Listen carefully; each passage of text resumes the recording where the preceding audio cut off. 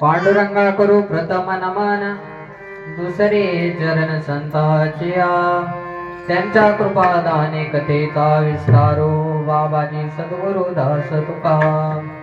जय जय श्री राधा रमण, जय जय नवल किशोर, जय गोपी चित्त चोर प्रभु, जय जय माखन चोर।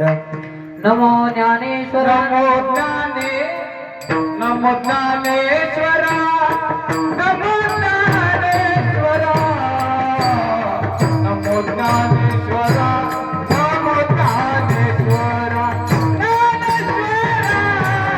ज्ञानेश्वरा, नमो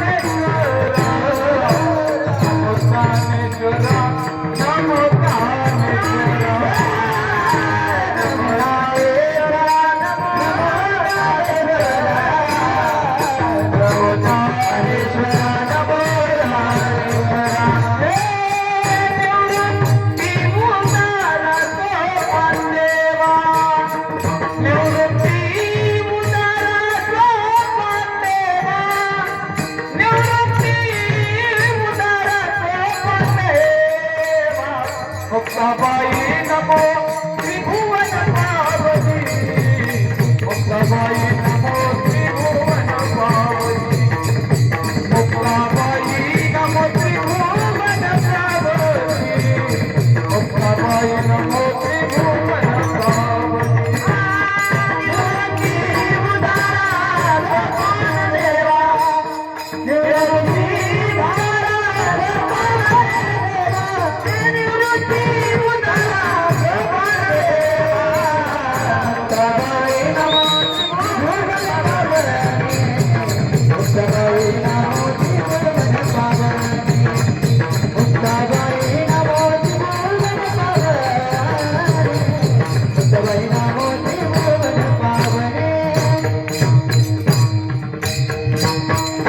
नमो ज्ञानेश्वरा निवृत्ती उदारा सोपान देवा। मुक्ताबाई नमो त्रिभुवनी पावनी, अधश्रिय जननी देवाची आ विठाल विठाल विठाल।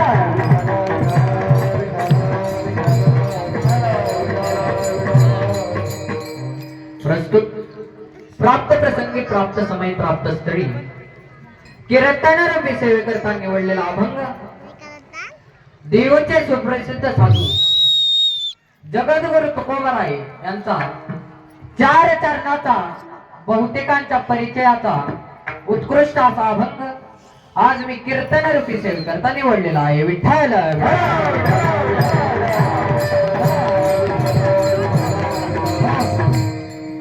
सेवेला सुरुवात करण्यापूर्वी थोडासा परिहार द्यायचा, तो म्हणजे असा, ज्या माऊली ज्ञानोबरायांच्या पदस्पर्शाने पावन झालेली ही महाराष्ट्र भूमी आणि या महाराष्ट्र भूमीमध्ये आपले छोटेसे वडगाव हे गाव आणि या गावामध्ये साधू संतांच्या व भैरवनाथाच्या कृपेने चालत असलेला अखंड हरिनाम सप्ताह भव्य दिवस केलेलं निवेदन। आणि मला या सप्त्यामध्ये ज्यांच्यामुळे कीर्तन करण्याची संधी आली असा सर्व तनपुरे पाटील ग्रुप आणि माझ्या कीर्तनाला उपस्थित असणारे आमचे जीवलग मित्र ओम महाराज कर्रे खूप लांबून आलेले आहेत, आळंदीहून पार, तसेच तेजस महाराज गायकवाड मृदंगाचार्य, ते काय आमच्या परिचयाचे नाहीत, ऋषिकेश महाराज गदादे, तसेच इथं उपस्थित असणारे टाळकरी माळकरी विनेकरी बालदार चौकदार तर नाही का करा निवेदन पुढल्या वर्षी। तसे माळकरी आहेत का नाही इथं? किती माळकरी तर पुरुष मंडळीमध्ये किती माळकरी? हात वर करा बरं। महिला मंडळीमध्ये आहेत का नाही कोणाच्या गाड्यात? पुरुष मंडळी घालताय का नाही मग उद्या माळ? महिला मंडळी पुढे चालल्यात कशात बी घालताय का नाही? हा तरी म्हणा नका घाला उद्या, म्हणा की हा घालता का नाही ओ पुरुष मंडळी? अहो, तुम्ही घातली, तुम्हाला नाही विचारलं. घालताय का नाही माग बसलेली मंडळी? टाळकरी माळकरी विणदार मालदार टोपदार तसेच तुम्ही मायबाप श्रोते एकत्रित कारणाने माझ्या कीर्तनाला लाभलेले सौंदर्य विठ्ठल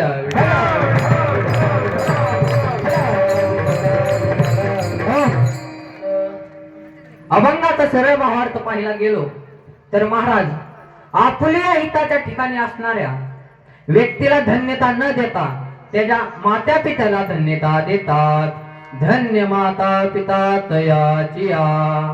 महाराज अभंगाच्या दुसऱ्या चरणामध्ये म्हणतात की या कुळामध्ये जो कोणी जन्माला येतो मग ती स्त्री असो किंवा पुरुष, कन्या असो किंवा मुलगा, त्याचा आनंद फक्त देवालाच होतो. कवळी कन्या पुत्र होती जे सात्विक, तयाचा हरिक वाटे देवा. महाराज अभंगाच्या तिसऱ्या चरणामध्ये सांगतात या कुळामध्ये ती जन्माला आलेली श्रीमद भगवद गीता भागवत कथा श्रवण करतात आणि भगवंताचं नाम चिंतन करतात. गीता भागवत करीती श्रवण अखंड चिंतन विठोबाचे. आणि महाराज म्हणतात की अशा व्यक्तीची मला सेवा घडावी हे अभंगाचं शेवटचे चरण. तुका म्हणे मज घडो त्यांची सेवा तरी माझ्या दैवा पार नाही. अभंगाचा सरळ भावार्थ तुमच्या पुढे मांडण्याचा प्रयत्न केला. जसे पक्षी आपापल्या क्षमतेनुसार आकाशामध्ये भरारी घेत असतात ना, तसं माझ्या बुद्धीच्या क्षमतेनुसार मी तुम्हाला अभंगाचा सरळ भावार्थ सांगितला. अभंगाचा अर्थ हाच असेल असा माझा आग्रह नाही. तुम्ही जसा म्हणाल तसा बी असू शकतो. त्यामुळे चुकलं काय हुकलं काय आपलंच गाव आहे, समजून घ्या बरं का. विठाल विठाल.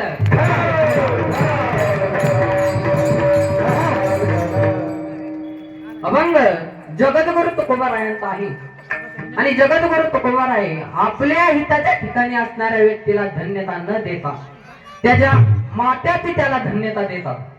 मग पहिला प्रश्न असा निर्माण होतो की असे पुत्र कोण? मग असे पुत्र आपल्या महाराष्ट्राचे जाणते राजे छत्रपती शिवाजी महाराज. ज्या छत्रपती शिवाजी महाराजांनी आपले धारष्ट रक्त वाहून दिल्लीच्या तख्त्यापर्यंत स्वराज्याची स्थापना केली ना, ते छत्रपती शिवाजी महाराज. छत्रपती शिवाजी महाराज हे नाव तालुक्यापुरतेच नव्हे, जिल्ह्यापुरतेच नव्हे, महाराष्ट्रापुरतेच नव्हे, तर भारताच्या कानाकोपऱ्यापर्यंत, मातीच्या कणाकणापर्यंत माझ्या छत्रपती शिवाजी महाराजांचं नाव आहे. तर शिवाजी महाराजांचं थोडक्यात वर्णन करायला गेलं तर जो 65 किलोची तलवार वागवतो तेच नाव येसाजी. जो 2000 सैन्याशी एकटा झुंजतो त्याचं नाव बाजी. जो धान्या वाघाला सामोरे जातो आणि उभा फाडतो ना त्याचं नाव संभाजी. आणि या सगळ्यांना मिळून स्वराज्याचं नंदनवानाचं तोरण बांधतो ना त्याचं नाव शिवाजी, त्याचं नाव शिवाजी. विठ्ठल विठ्ठल. मग जगद्गुरु तुकोबाराय शिवाजी महाराजांच्या आई वडिलांना धन्य देतात तर का शुद्ध बीजा कोटी फळे रसाळ गोमटे. शुद्ध बीजा कोटी शुद्ध बीजा कोटी शुद्ध बीजा कोटी शुद्ध बीजा कोटी बीजा कोटी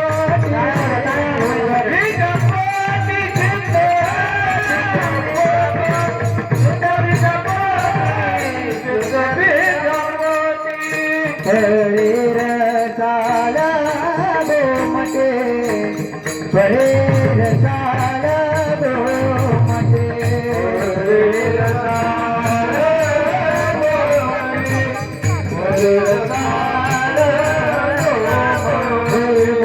मुखिया मृता जीवाने मुखिया मृता जीवाने मुखिया मृता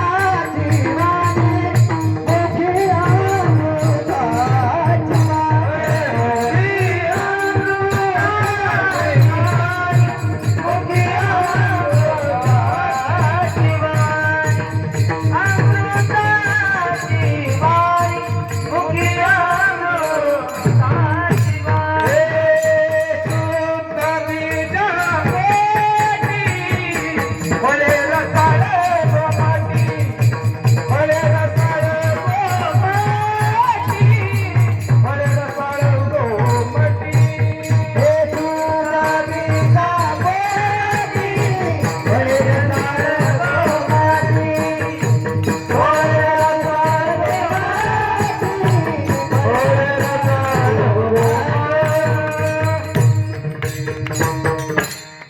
शुद्ध बीजा पोटी फळे रसाळ गोमटी.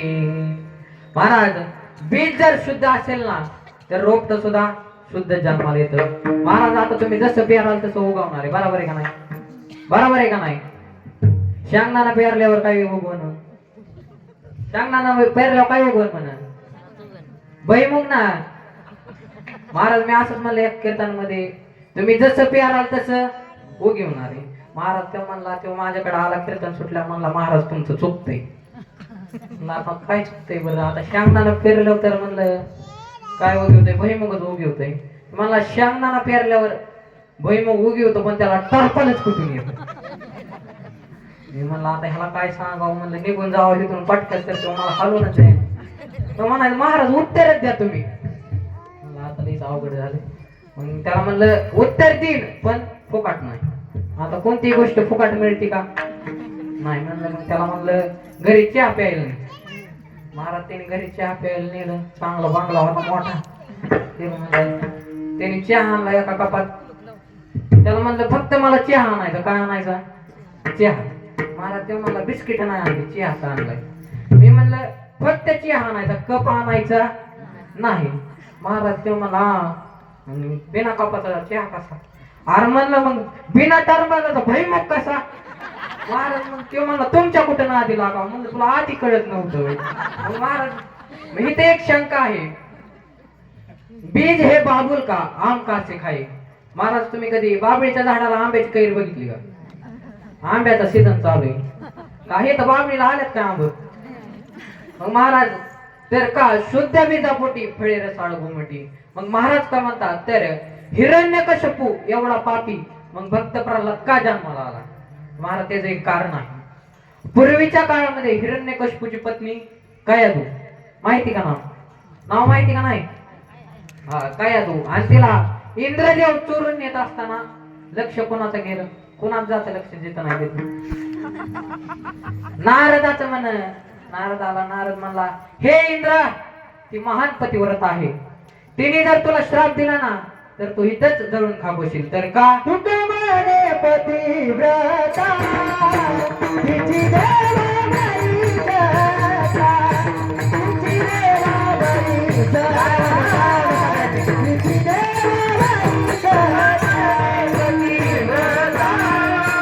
तिची देवाबाई जसा, तिची देवाबाई तुका म्हणे पतिव्रता तिची देवावरी सत्ता. महाराज मग इंद्रदेवाने कयाधूला तिथे सोडली आणि ती तिथे राहू लागली. नारदाच्या आश्रमामध्ये राहू लागली आणि माझ्या नारदाच्या मुखातून दररोज अखंडपणे नामचिंतन व्हायचं. श्रीमन नारायण श्रीमन नारायण श्रीमन नारायण नारायण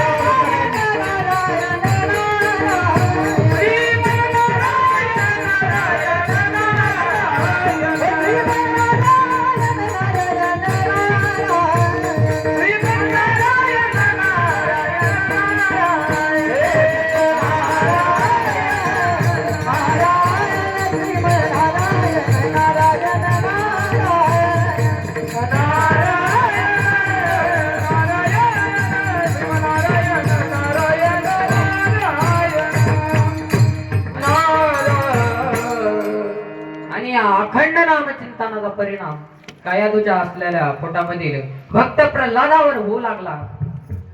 मग महाराज भक्त प्रल्हादावर त्याचा परिणाम होऊ लागला. मग भक्त प्रल्हाद का जन्माला आला तर त्याची आई पुण्यवान आहे. सुशील मात्र पुण्येन पितृ पुण्येन चातुरम औदार्य वंश पुण्येन वंश पुण्येन भाग्यवान. महाराज हिरण्यकशिपूचा पुत्र हिरण्यकशिपू जन्माला आला त्याचं कारण त्याची आई पुण्यवान आहे महाराज. विद्वान पुत्र जन्माला येण्यासाठी आईचे पुण्य लागते. शिलवान पुत्र जन्माला येण्यासाठी बापाचे पुण्य लागते.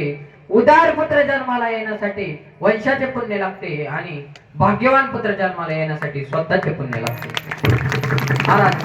आणि त्याच्या उलट करून सांगायला गेलं तर उन्मत्त पुत्र जन्माला येत असतो ना तो आईच्या पापाने.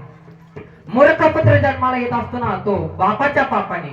आणि कंजूस पुत्र जो जन्माला येत असतो ना तो वंशाच्या पापाने. कोणी कोणी वर्गण नाही दिली वर्गणी कोण नाही दिली म्हणा हात वर करा. मागच्या मंडळी वर्गणी कोण नाही दिली. तुमची चुकी नाही तर तुमच्या वंशाचं पाप आहे महाराज. कंजूस पुत्र कसं जन्माला येतो तर त्याच्या वंशाचं पाप असतं. आणि दारिद्र्याशी पुत्र जन्माला येतो ना तो स्वतःचा पाप आहे. मग महाराज ज्या अर्थी विद्वान आणि शिलवान पुत्र जन्माला येत असतो ना त्या अर्थी त्याचे आई वडील पुण्यवान असतात. आणि ज्या अर्थी त्याचे आई वडील पुण्यवान असतात त्या अर्थी जगद्गुरु तुकोबर आहे त्याच्या आई वडिलांना धन्यता देतात. आणि हेच अभंगाच्या प्रथम चरणात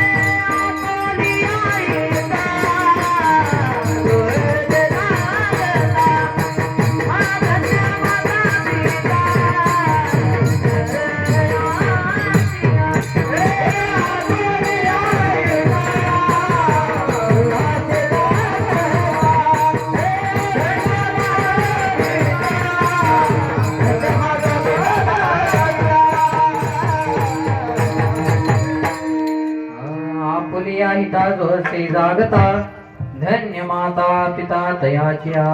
धन्य माता आणि नंतर पिता असं का तर संतांच्या वाङ्मय हे शास्त्रानुसार आहे. आणि शास्त्र पहिल्या क्रमांकाला मातृदेव भव आणि दुसऱ्या क्रमांकाला पितृदेव भव म्हणून संतांच्या वाङ्मयानुसार धन्य माता आणि नंतर पिता. त्याचं एक दुसरं कारण आहे महाराज. बाळ जन्माला आल्यानंतर काही महत्वाचे संस्कार करणं हे आईचं कर्तव्य आहे. आणि काही दिवसांनी पित्याचे संबंध लाभतात. त्याचं एक तिसरं कारण आहे महाराज. छोट्या छोट्या संकटांकरिता आई असते आणि मोठ्या मोठ्या संकटांकरिता बाप असतो. कल्पना करा आपण जर एखाद्या रस्त्याने चाललो आणि आपल्याला ठेस लागली आपल्या तोंडातून सहज शब्द निघतो आई ग.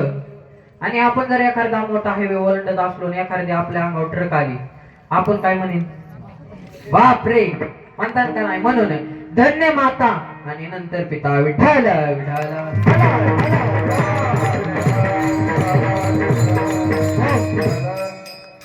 महाराज आपल्या जीवनामध्ये आपले आई वडील देव आहेत. पण आजच्या काळामध्ये आई वडिलांना मानतात तरी कोण महाराज. स्वामी तिने जगाचा आई विना भिकारी. महाराज कल्पना करा एक पप्या असतो. पप्या ताटावर जेवाय बसतो आणि आईला विचारतो आई ही भाजी कोणी केली. आता त्याचं नवीनच लग्न झालेलं असतं. आता आई म्हणली आपण म्हणा मी केली तर ती जाईन उठून. मग आई जरा आईने म्हणले ह्याच्या इतकं पाप आपल्याला कुठंच लागायच नाही. मग आई म्हणली ही भाजी मी नाही केली तर तुझ्या बायकोनी केली. आता महाराज ते बी चॅप्टर होता ते म्हणला वा वा वा वा, काय भारी भाजी झाली. थोडा मसाल्याचा अंदाज कमीच पडला पण हाय नवीन आहे जरा घ्यावं समजून. बाई महाराज झाले का नाही लग्न कोणाच नवीन? बाई पुरुष मंडळी माग बसलात लय आज. झालं का नाही नवीन कोणाच लग्न?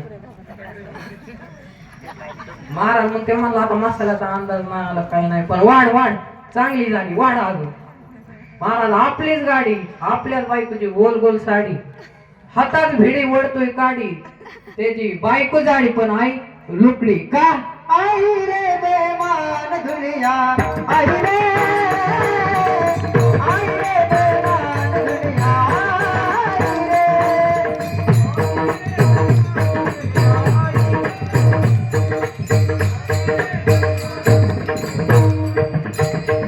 ए माँ बाप को कोई नहीं माने औरत को भगवान औरत को भगवान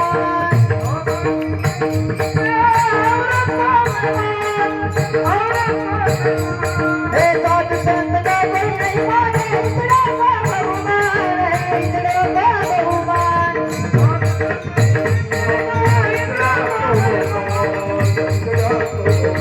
आई रे बेमान दुनिया आई रे बेमान दुनिया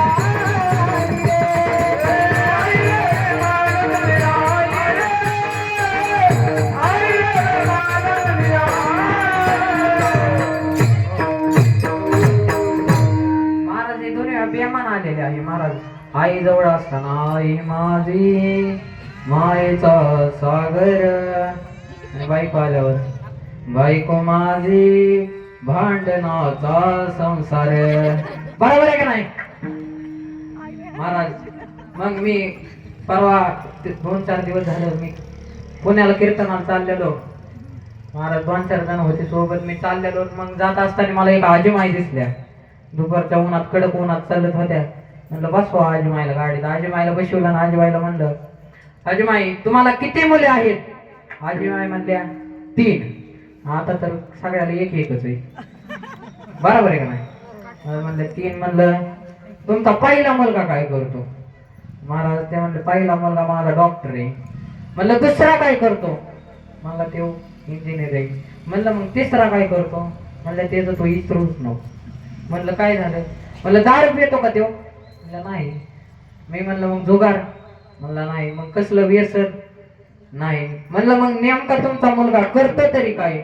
महाराज त्या म्हणाल्या की माझा मुलगा तुझ्यासारखाच एक कीर्तनकार आहे आणि रोज एक गाव भोंगलं थिंडतो.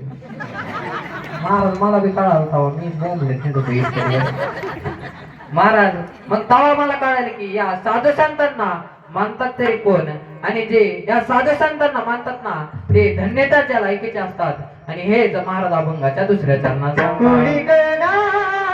पुत्र होती दे सात्विका पुत्र होती दे सात्विका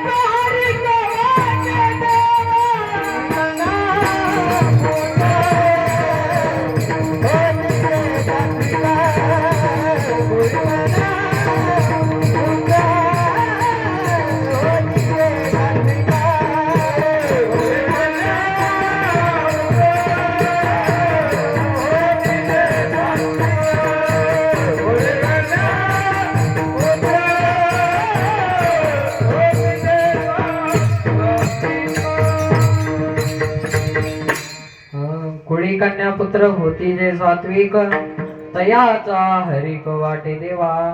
महाराज कुळी कन्या पुत्र, महाराज कन्या आणि नंतर पुत्र महाराज. कारण का तर मातृत्वाचं पराक्रम हे पुत्राकडे आहे आणि पराक्रमाचं मातृत्व हे फक्त कन्याच करू शकते.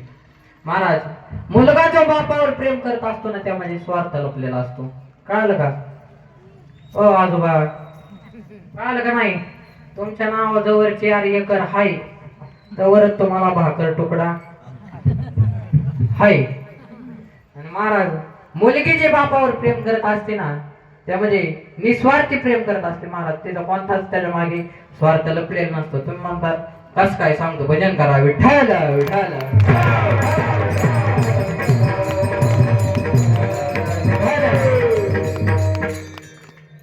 महाराज कल्पना करा 14 वर्षांची मुलगी महाराज शाळेतून घरी येते आणि आईला म्हणते, आई आज आपले बाबा जेवले का नाही? महाराज ती आई म्हणते, तुझे बाबा आज सकाळपासून जेवले नाहीत, कोणाशी बोलतही नाहीत, चालतही नाहीत, नाश्ता केला नाही, चहा पाणी घेतलं नाही. महाराज ती आई म्हणते, तू जेवून घे मुली. महाराज ती मुलगी म्हणते, आज माझा जन्मदाता बाप उपाशी आहे आणि मी कस काय जेवू? महाराज ती मुलगी दिवसभर रडते की आज आपला बाप जेवला नाही म्हणून. आणि संध्याकाळी आपल्या बापाच्या खोलीमध्ये जाते, आपल्या बापाच्या तोंडावरलं पांघरून काढते आणि हात फिरवते आणि म्हणते, बाबा तुमचं काय दुखतंय का? डॉक्टरांना बोलू का? तुमचे पाय दाबतात का? दाबून देऊ का? काही खायला करून देऊ का? महाराज तो बाप आपल्या मुलीकडे पाहत असतो. महाराज ती पुन्हा पुन्हा त्या बापाला विचारते, तुमचं काय दुखतंय? मला काय पाहिजे? महाराज तेव्हा तो बाप म्हणतो, हे मुली, मी जेव्हा 2 वर्षाचा होतो ना तेव्हा माझी आई मला सोडून गेली आणि जेव्हा तू माझ्या तोंडावर हात फिरवला ना तेव्हा मला असं वाटलं की पांडुरंगा तू मला माझी लेक नाही तर माझी आईच माघारी पाठवलेली आहे. विठ्ठल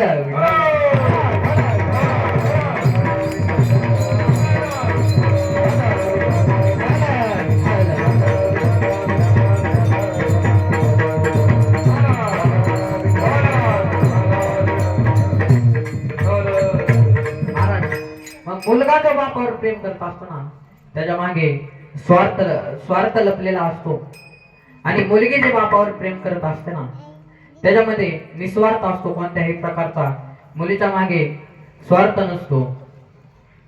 महाराज मग कोणतीही कुणाची मुलगी असू द्या, कन्या असू द्या, ती जेव्हा सासरला जात असते ना तेव्हा ती मागे परतू पाहते. कन्या सासुरात्री जाये, कन्या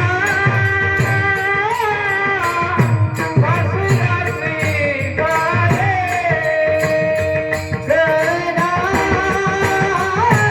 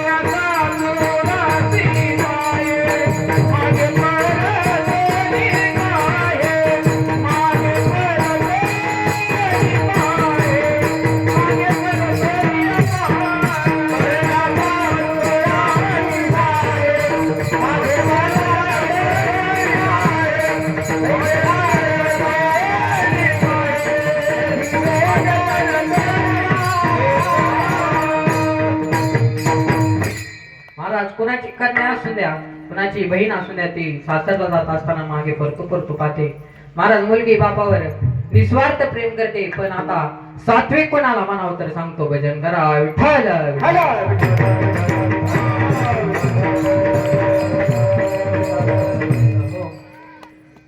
कुळातील शबरी महाराज तिचं 18 वर्ष पूर्ण झालं ना, तिचं लग्न ठरवलं.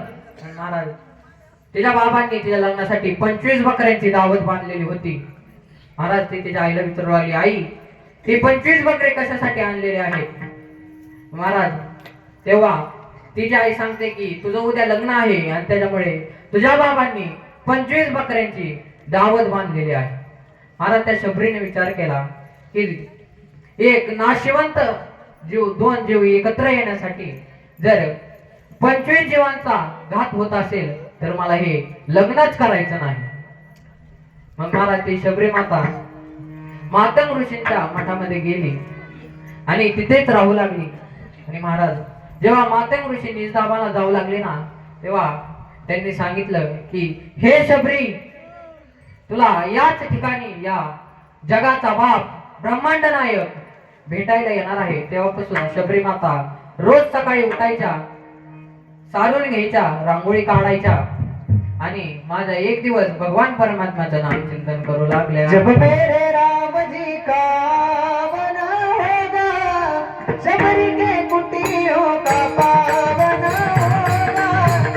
जब मेरे राम जी का बना होगा, शबरी के कुटियों का पावन होगा। जब मेरे राम जी का बना होगा,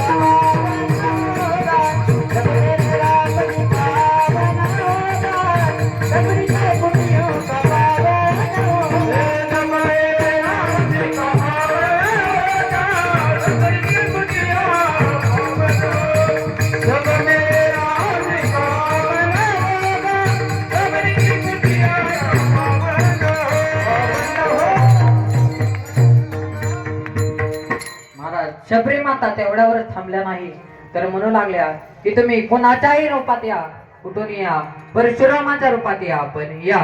कभी राम बन के, कभी राम बन के चले आना, प्रभु चले आना। राम बन के, कभी राम बन के आना, राम जी आना। हाथ लेके धनुष हाथ लेके चले आना, प्रभु जी चले आना। राम बन के, कभी राम बन के चले आना, प्रभु जी चले आना। तुम राम रूप में आना, तुम राम रूप में आना, तुम सीता रूप में आना, तुम सीता रूप में आना। सीता साथ लेके धनुष हाथ लेके चले आना, प्रभु जी चले आना। कभी राम बन के, कभी राम बन के चले आना, प्रभु जी चले आना।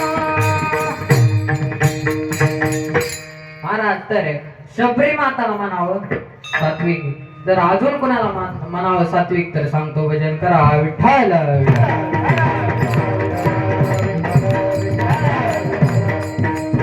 महाराज मी मामाच्या गावाला गेलतो. मामाच्या गावाला गेल्यावर मामाचं पोरग म्हणलं मी चाललेलो दर्शनाला, आणि मामाचं पोरग म्हणलं मी बी येऊ का दाजी? म्हणलं आता चला. महाराज आम्ही दोघं चाललेलो, पुढून एक प्रेत यात्रा येत होती. महाराज आता प्रेत यात्रा बी म्हणजे काय, आता डिजेन फिजेन काय, आता त्या ताशान फिशान जोरात वाजत होती, रडत होत्या काय बाया माग. मग आता म्हणलं, आता त्या पोराने विचारलं दाजी हे काय चाललंय? म्हणलं बारक लेकरू घाबर. महाराज मी म्हणलं त्याला, म्हणलं ही शोभ यात्रा आहे. महाराज आता त्याने गप बसावं का नाही, म्हणते दाजी तुमची कधी निघणार आहे शोभ यात्रा? आता ह्याला म्हणावं सात्विक विठ्ठल विठ्ठल.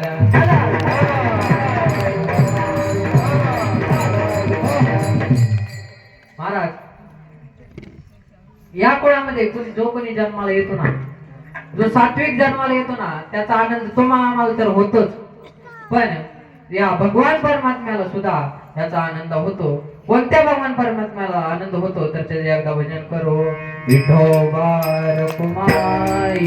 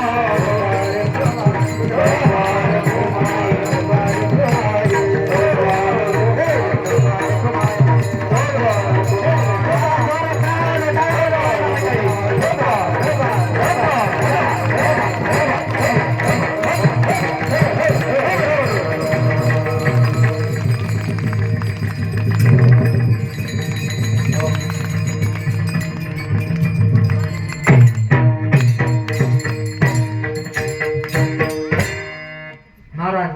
आमच्या आधीच्या काळामध्ये नामदेवरायांच्या दासी रोज सकाळी उठायच्या आणि भगवान परमात्म्याचं अखंड नामचिंतन करायच्या. कसं सुंदर माझे जाते ग फिरते भौतुके, ओव्या गाओ कौतुके तू रे बाळला.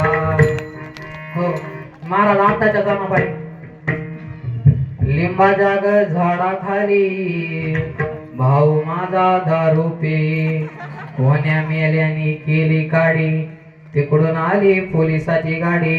इकडे काय बघतं महिला मंडळी निघाला ना भाऊ धरून विठाल.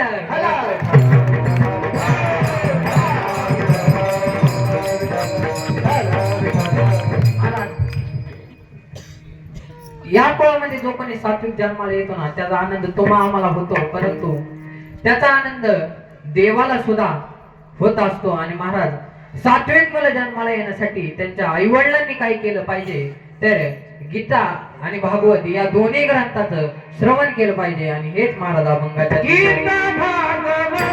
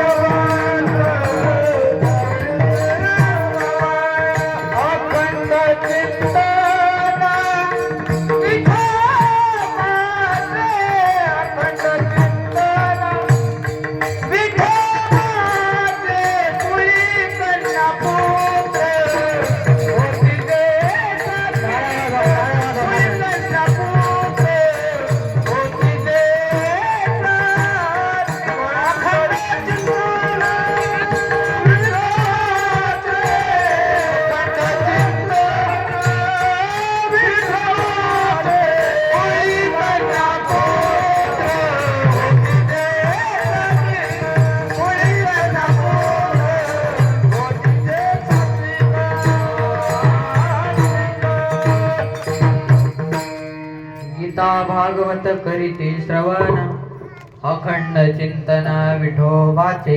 महाराज गीता आणि भागवत या दोन ग्रंथांचं श्रवण केलेलं पाहिजे. महाराज जो व्यक्ती जन्माला आलेला आहे ना त्या व्यक्तीला एक दिवस मरायचं आहे. आणि ज्या व्यक्तीला मरायचं आहे ना त्याला मरेपर्यंत जगायचं आहे. 9 भी मर गए 10 भी मर गए 718 33 कोटी मर गए पडे कल की फाशी. महाराज जो व्यक्ती जन्माला आलेला आहे ना त्याला एक दिवस नक्की मरायचं आहे. महाराज म्हणून कधी आपल्या जीवनामध्ये जसं आपलं जीवन नदीचक्र, महाराज ज्या ब्रह्मदेवाने ही सृष्टी निर्माण केली ना त्याचं सुद्धा मरण चुकलेलं नाही. महाराज त्या ब्रह्मदेवाचं आयुष्य किती तर 2000 परार्थ. 1 दशक शतक हजार 10,000 लक्ष 10 लक्ष अब्ज 10 अब्ज अब्ज 10 अब्ज खरव निखरव पंचम कंपो आणि परार्थ असे 2000 परार्थ वर्ष. महाराज ब्रह्मदेवाचं मरण चुकलेलं नाही तर आपलं आयुष्य किती. अल्पायुष्य मानव देह